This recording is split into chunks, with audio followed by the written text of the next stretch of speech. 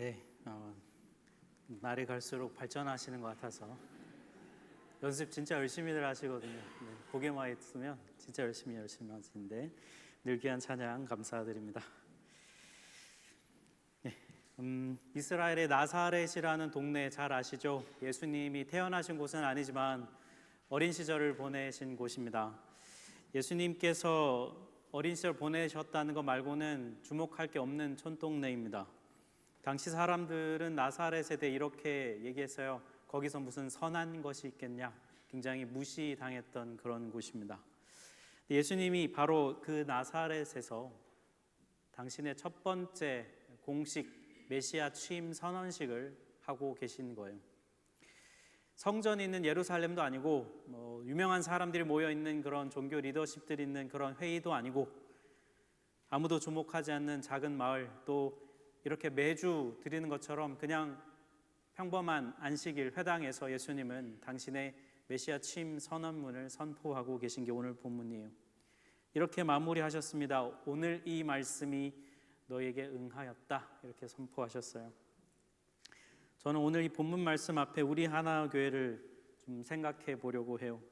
독일 땅에 세워진 한인교회, 세워진 지 이제 5년밖에 되지 않았습니다.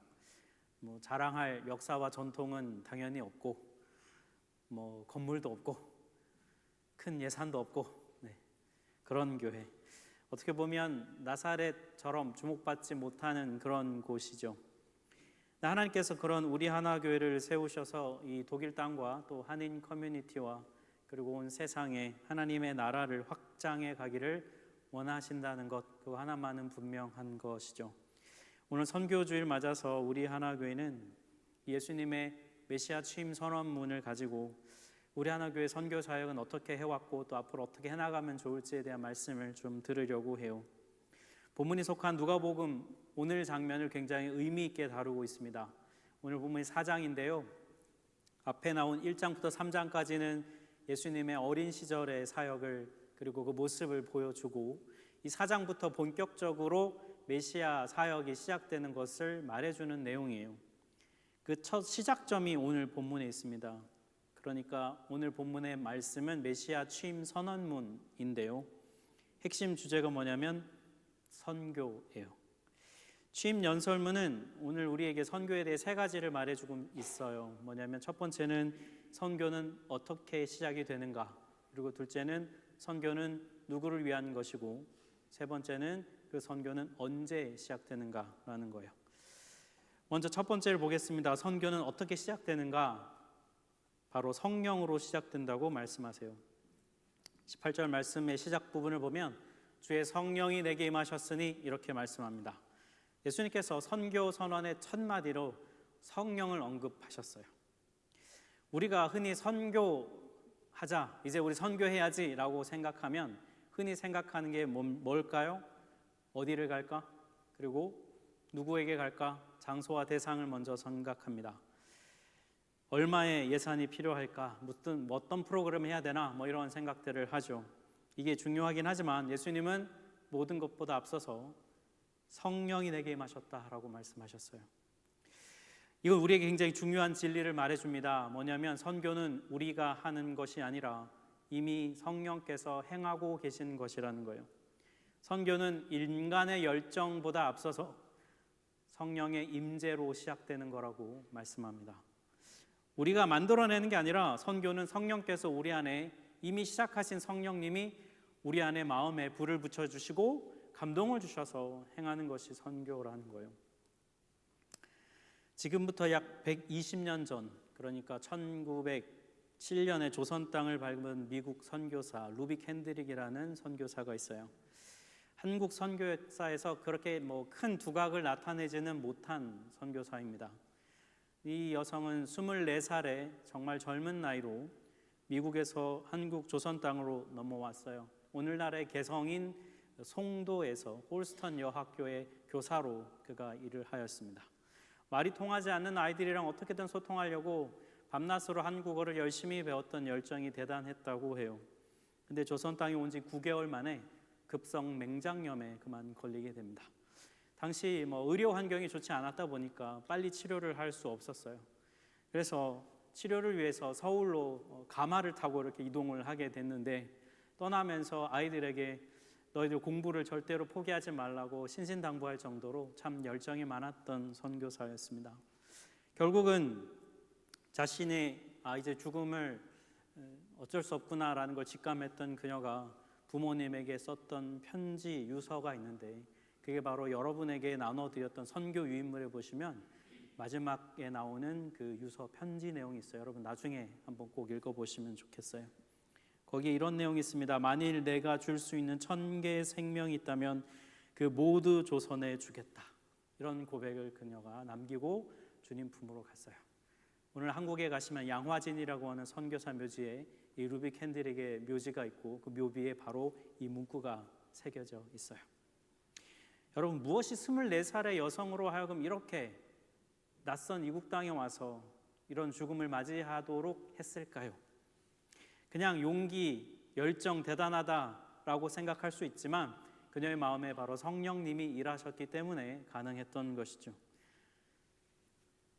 성령님께서 사람의 마음을 움직이면 그 사람의 마음에는 여러분 두려움도 있고 염려도 있고 여러 가지 어려운 현실이 있지만 그 모든 걸 넘어서 감동으로 섬기고 일하게 됩니다. 사명을 더 크게 느끼게 되죠. 이 루비 캔드릭의 여기가 여기서 끝나지 않습니다. 그녀가 별세한 다음 해인 1908년도에 그녀의 소식을 들었던 그 고향 땅에 있던 텍사스주의 그 북감리교회 청년회 에포스 청년회에서 이 소식을 듣고 그녀의 죽음을 기리기 위해 기금을 모금하기 시작합니다. 한 번 모금한 게 아니라요, 정기적으로 헌금을 했어요. 그래서 조선의 선교를 돕는 장기 프로젝트 헌금을 하게 됐는데 무려 약 30여 년 동안 끊이지 않고 매해 수천 달러의, 지금으로 따지면 정말 많은 금액을 매해 조선 땅에 선교 헌금으로 보냈다고 해요. 성령에 붙들린 한 사람을 통해서 하나님이 어떤 일을 행하시는가를 볼 수 있어요. 비록 그녀가 조선 땅에 굵직한 큰 업적을 남기지는 못했지만 그녀가 바친 삶은 너무나 귀하고 소중한 것이죠. 우리 하나교회가 지난 5년 동안 이 자리를 지켜온 것도 저는 마찬가지라고 봐요. 코로나 팬데믹이 한창일 때 분리개척을 한다는 건 사실 참 큰 모험이었습니다. 지금 생각해 보면 정말 맨정신에 한 것은 아니라는 생각이 들어요. 그때 저희 분리개척을 좀 지원하고 또 분리개척에 대한 조언을 주기 위해서 컨택했던 미국에 계신 한 목사님이 계세요. 저도 개인적으로 연락도 했었고, 그 교회도 그 해 분리개척을 위해 준비하다가 코로나 팬데믹 때문에 못하겠다고 해서 그 교회는 접었었어요. 그런데 우리는 한 거잖아요. 그러니까 참 어떻게 보면 처음이라 우리가 뭣도 모르고 그냥 기도하고 막 했던 것 같아요. 우리의 열정, 우리의 섬김, 우리의 계획 이거로만 된 것은 아닙니다. 분명 그 과정을 돌아보면 성령께서 일하셨다는 것을 정말 확신할 수가 있어요. 여러 군데 이메일을 보냈지만 딱 한 군데 이곳에서만 연락이 왔었거든요. 그리고 우리에게 결정적으로 중요한 거는 우리는 어린이부, 청소년부, 성인 청년부 세 군데 예배 장소가 동시에 필요한데 독일 교회를 보면 그렇게 세 군데 동시에 예배할 수 있는 곳이 그렇게 흔하지가 않습니다. 참 잘 없거든요. 근데 저희가 왔더니 세상에 우리를 위해 준비했다는 이 신게마인드 하우스가 정말 딱 완공이 돼 있는, 참 너무나 감사하고 하나님이 미리 예비하시지 않았다면 어떻게 이럴 수 있을까 싶을 정도로 너무나 최적의 조건에 유일한 한 교회가 저희한테 연락이 왔었던 거죠. 와서 보니까 마침 이 교회는 종교개혁의 신앙의 유산을 간직했던 종교 난민들이었던 프랑스에서 온 위그노가 세웠던 교회. 그래서 아마도 외국인들에게 이 교회 본당을 내어주는 것이 아마 그런 부분이 이 교회에도 굉장히 중요한 가치였던 것 같습니다. 몇백 년 전에 위그노들이 이 교회를 세울 때 외국인들이 또 이 땅에 와서 교회에서 예배할까 그걸 생각하고 세웠던 것은 아닐 텐데요. 참 그런 이 모든 일들이 연결되어서 오늘 우리가 이 자리에 있다는 것이 참 감사한 일이죠. 저는 이 모든 것이 성령의 일하심이라고 믿습니다. 오늘 선교주일에 우리가 반드시 기억해야 될 것은 뭐냐면 성령님의 일하심이라는 거예요. 성령님 이곳에 임재해 주십시오. 성령님 우리 마음에 감동을 주십시오. 성령님 당신께서 이미 일하고 계심을 볼 수 있도록 해주십시오라고 기도하는 것이 우리가 선교 주일에 가장 먼저 해야 할 고백이고 기도일 거예요. 이미 일하시는 성령님, 그분이 바로 선교의 시작이라는 거예요. 이렇게 이미 일하시는 성령님은 어떤 자들에게 선교를 행하고 계실까? 성령님의 선교는 누구를 위한 것일까? 오늘 본문 18절을 보면 예수님께서 당신의 그 선교 사역을 네 부류의 사람들을 위한 것이라고 말씀하고 계세요. 18절부터 19절 말씀을 우리 같이 한번 한 목소리로 합독해 보겠습니다. 주의 성령이 내게 임하셨으니 이는 가난한 자에게 복음을 전하게 하시려고 내게 기름을 부으시고 나를 보내사 포로된 자에게 자유를, 눈먼 자에게 다시 보게 함을 전파하며 눌린 자를 자유롭게 하고 주의 은혜를 전파하게 하려 하심이라. 가난한 자, 포로된 자, 눈먼 자, 눌린 자, 이 사람들에게 복음을 전하려고 예수님은 메시아로서 사역을 시작하셨다는 거예요. 이들은 현재 우리 하나 교회 선교 사역의 대상자들이기도 합니다. 여러분, 가난한 자는 누구냐면 헬라어로 프토이코스인데 진짜 정말로 가난한 사람들이에요. 뭐 돈이 없는, 물질적으로 가난함을 말합니다. 이들이 받는 고통은 물질이 없는 고통이기도 하지만 여러분, 가난한 자들의 또한 힘든 건 마음의 고통이에요. 가난에서 오는 그 수치심, 그리고 내 인생은 왜 이럴까라는 자괴감, 그리고 이 세상을 향한 원망과 분노가 그들의 마음의 고통에 있습니다.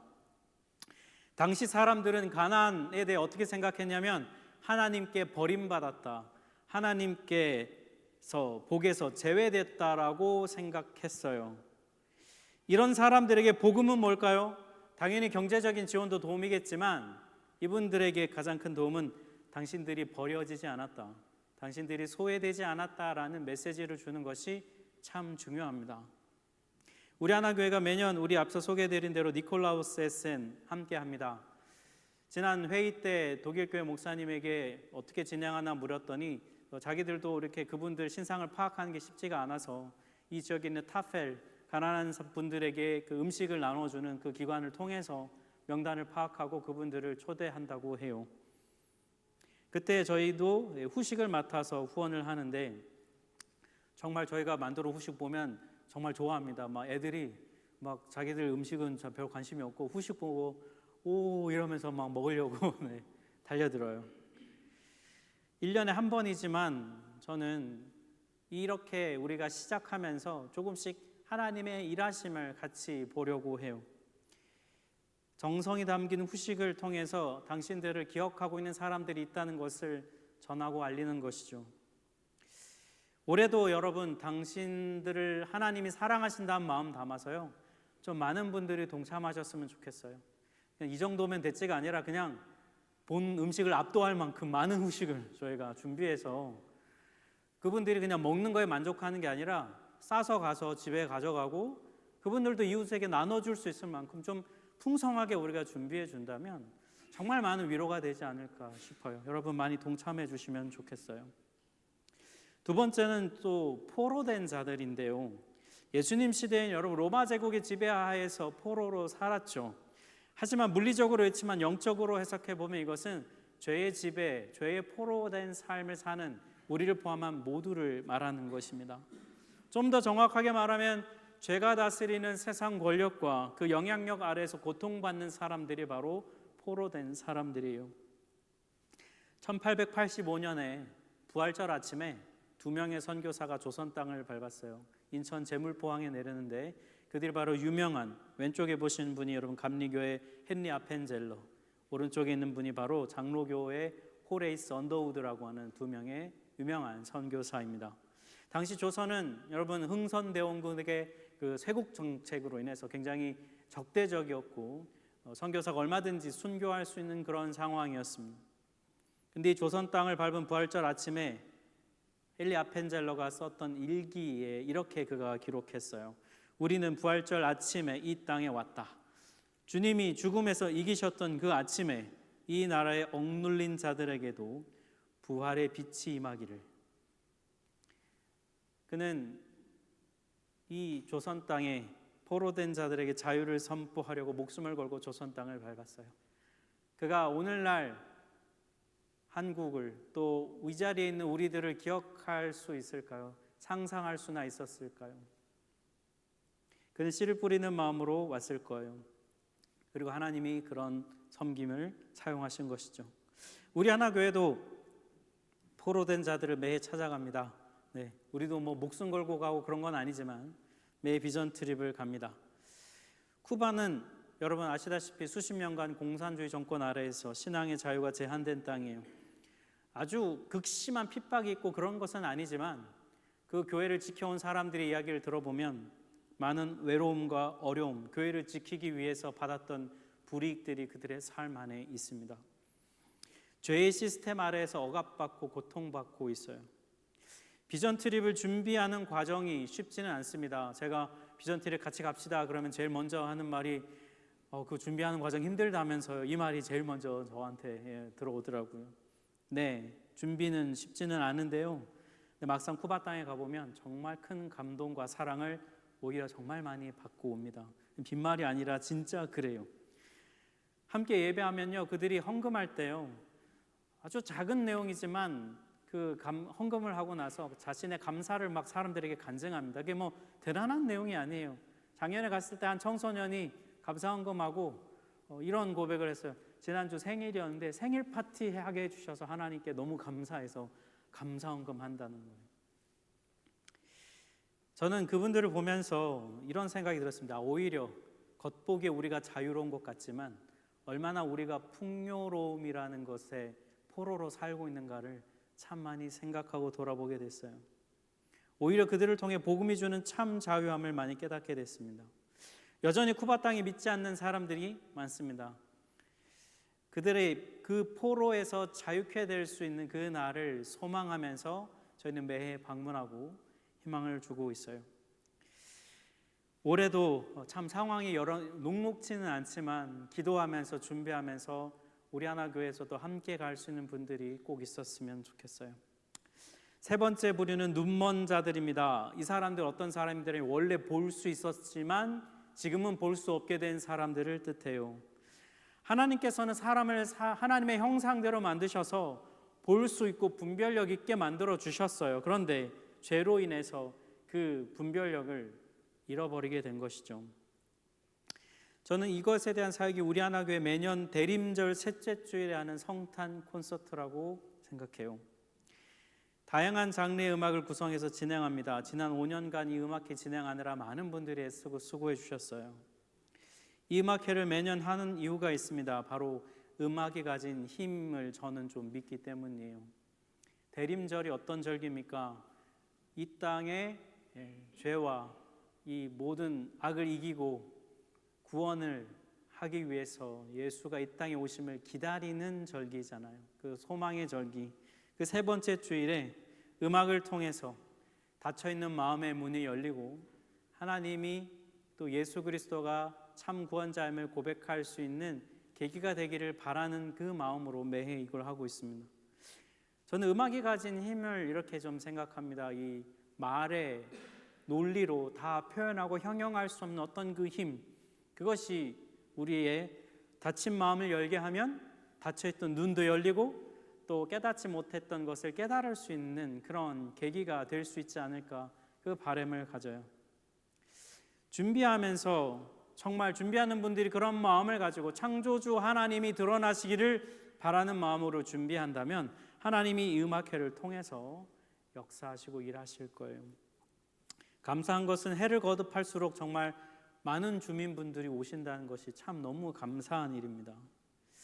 올해 있는 이 좀 성탄 콘서트를 위해서는 좀 더 마음을 모았으면 해요. 좀 그냥 찬양 음악부가 하나보다가 아니라 온 교회가 함께 좀 이걸 위해서 기도하고 준비했으면 해요. 직접 출연할 수도 있지만 직접 출연할 수 없다면 다른 방도도 정말 많이 있어요. 여러분 스텝으로 함께 하실 수도 있고 또 여기 진행하는 일들을 도와주실 수 있고 작년에 또 리셉션에 음식을 준비해 주시고 또 세팅해 주시고 함께 준비해 주신 덕분에 음악회가 더 많이 풍성해졌어요. 어떤 일로도 함께 동참하실 수 있습니다. 올해도 좀 함께 일해 교회가 한 마음으로 함께 했으면 해요. 네 번째는 눌린 자들입니다. 이 단어의 뜻이 뭐냐면 부서진, 짓눌렸다 이런 뜻이에요. 무게에. 무엇에 여러분 짓눌렸냐면 삶의 무게에 짓눌려 있는 거예요. 여러분, 삶의 무게가 언제 제일 무거울까요? 현실의 버거움도 참 무겁지만 삶의 무게는 결국 마음에서 많이 느껴지는 거거든요. 우리 하나교회도 그런 분들에게 찾아갑니다. 네, 저는 양로원 음악회인 것 같아요. 1년에 한 번 하고 있는데요. 얼마 전에 제가 독일교회 목사님과 회의하면서 좀 질문을 했습니다.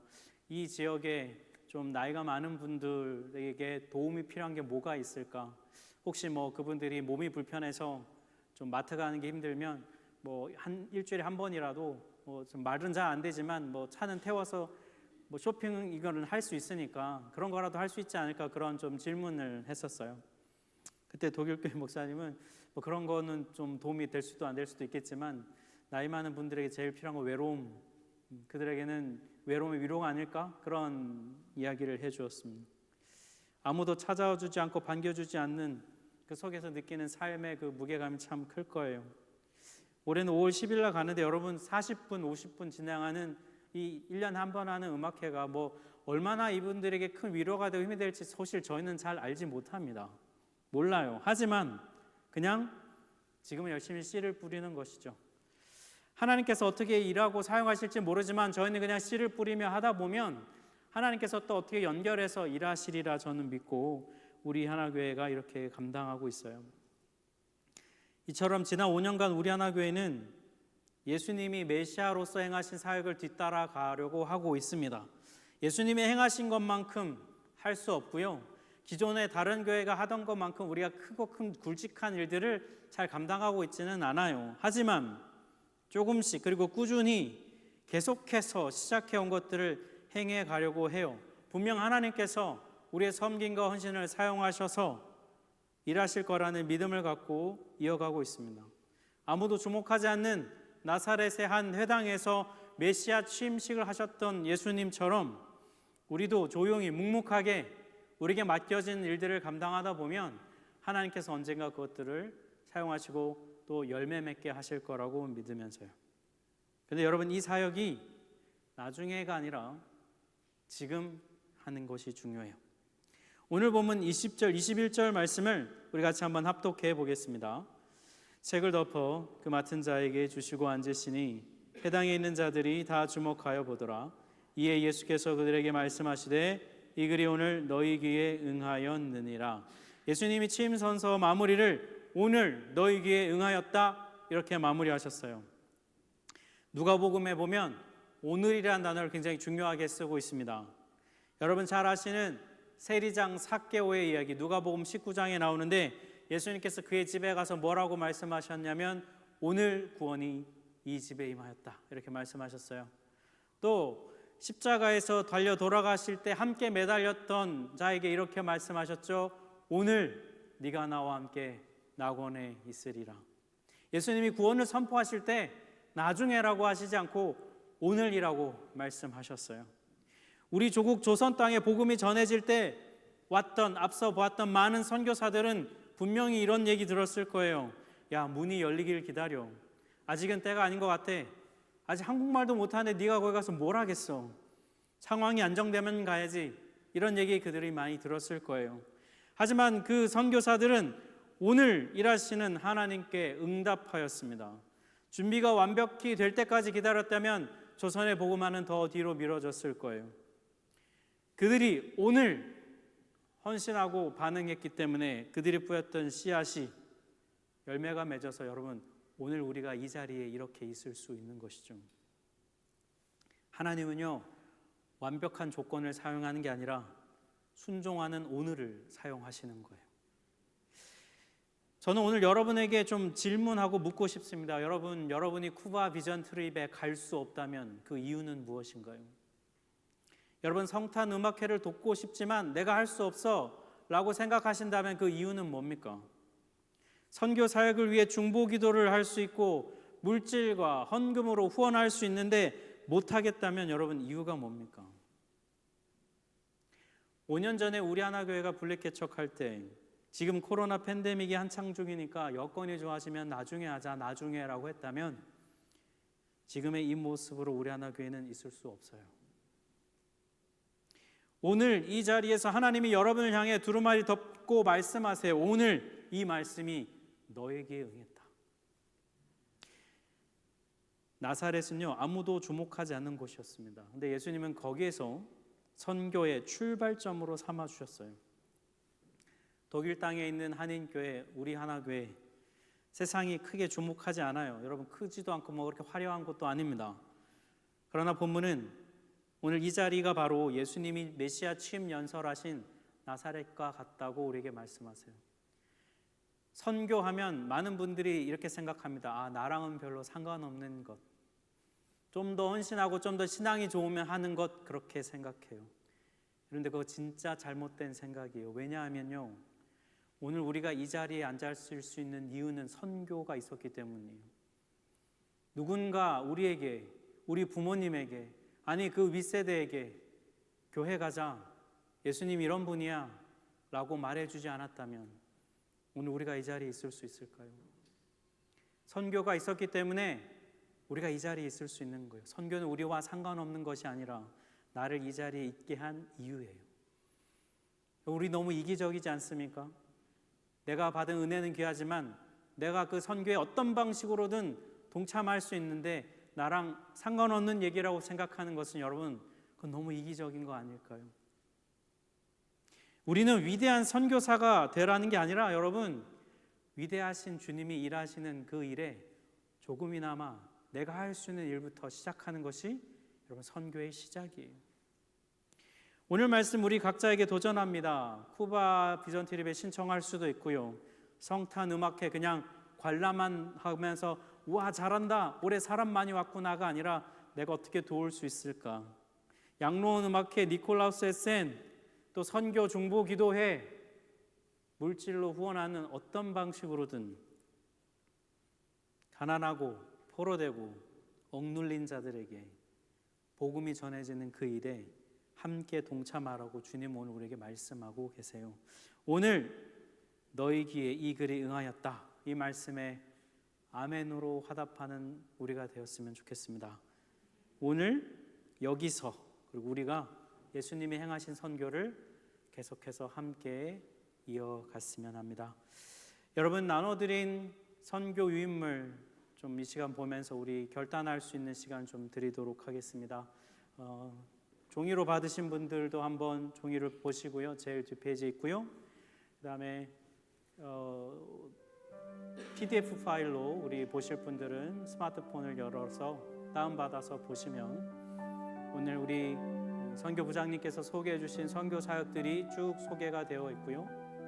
제일 뒷부분에 가면 우리 헌신하고 결단할 수 있는 내용들이 있습니다. 종이 유인물 갖고 계신 분들은 체크해 주시고 이름 써서 좀 절단하셔서 우리 김재훈 집사님에게 주시고, 또 스마트폰으로 보고 계신 분들은 제일 밑에 헌신서 클릭이라고 되어 있는 거기를 누르시면 자연스럽게 링크가 연결이 됩니다. 거기 보면 다양한 선교 사역들에 어떤 방식으로 동참할 수 있는지 여러분 표시하시고 제출하기 눌러주시면 집계가 됩니다. 여러분, 할 수 있는 것부터 시작하시는 것이 좋아요. 내가 위대하고 많은 것들은 못한다 할지라도 마음에 주시는 감동을 따라서 함께 하실 수 있으면 좋겠어요. 함께 결단한 시간 좀 가지고 우리 응답 찬양 같이 했으면 좋겠습니다.